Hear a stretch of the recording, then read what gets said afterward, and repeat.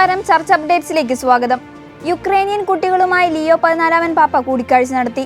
കഴിഞ്ഞ ദിവസമാണ് ഇവരുമായി കൂടിക്കാഴ്ച നടത്തിയത്. കൂടിക്കാഴ്ച വേളയിൽ റഷ്യൻ ബോംബാക്രമണത്തിൽ കൊല്ലപ്പെട്ട പെൺകുട്ടിയുടെ ഫോട്ടോ കുട്ടികൾ മാർപ്പാപ്പയ്ക്ക് കൈമാറുകയും ചെയ്തു.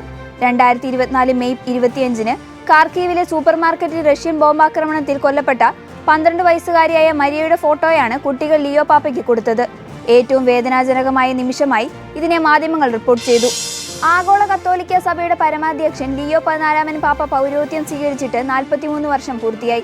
1982 ജൂൺ 19-ന് വിശ്വാസകാര്യങ്ങൾക്കായുള്ള വത്തിക്കാൻ ഡിക്കാസ്ട്രിക്ക് സമീപത്തുള്ള വിശുദ്ധ മോണിക്കയുടെ നാമധേയത്തിലുള്ള ദേവാലയത്തിൽ വെച്ചാണ് അദ്ദേഹം അഭിഷിക്തനായത്.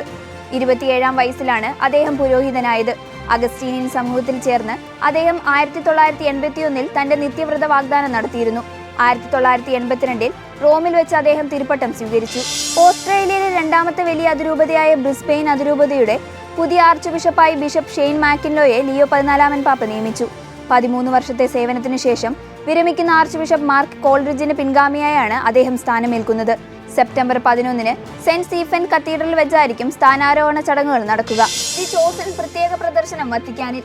യേശുക്രിസ്തുവിന്റെയും അപ്പസ്തോലന്മാരുടെയും ജീവിതത്തെ അടിസ്ഥാനമാക്കിയുള്ള പരമ്പരയായ ദി ചോസന്റെ 5ാം സീസണിലെ 4ാം ഭാഗമാണ് വത്തിക്കാനിൽ പ്രത്യേക പ്രദർശനം നടത്തുന്നത്.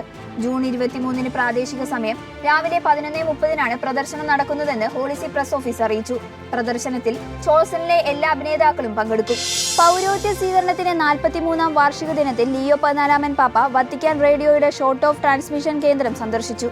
റോമിന് പുറത്ത് ലാസിയോ മേഖലയിലെ സാന്താ മരിയ ഡി ഗലേരിയയിലുള്ള സെന്റർ വത്തിക്കാൻ കമ്മ്യൂണിക്കേഷൻ ഡിക്കാസ്ട്രിയുടെ ഭാഗമാണ്. പാപ്പ റേഡിയോ ജീവനക്കാരുമായി സംസാരിക്കുകയും ആർക്കിടെക്ട് പിയു ലൂയിജി നെവ് രൂപകൽപ്പന ചെയ്ത ട്രാൻസ്മിറ്റർ ഹാൾ സന്ദർശിക്കുകയും ചെയ്തു. ഇതോടെ ചർച്ച അപ്ഡേറ്റ്സ് പൂർണ്ണമാകുന്നു. നന്ദി.